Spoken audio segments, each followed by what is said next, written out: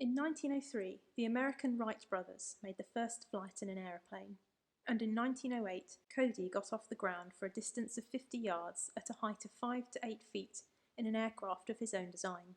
In 1909, the War Office prohibited further experiments with aeroplanes, as the expenditure was considered to be too great. But in 1910, it announced that it had decided to commence the expansion of the air branch of the Army and to reconstitute the balloon school to include planes, which were referred to under the catchy name of heavier-than-air machines.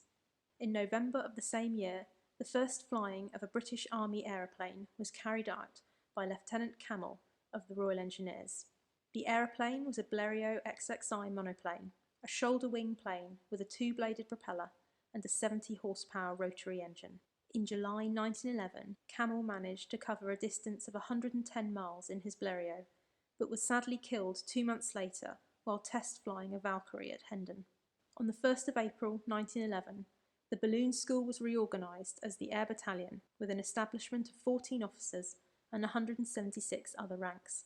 The battalion had the specific duty of training officers and men in the handling of all forms of aircraft, and to provide a small body of expert airmen from which air units for war could be formed.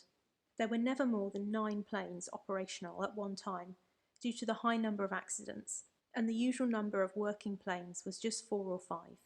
In early 1912, monoplanes fell out of favour due to the numerous breakages and accidents, leading the British Army to concentrate on biplanes prior to the First World War. Despite the success with the development of aeroplanes, kites and balloons were still in service, and some were even used during 1914-18 war.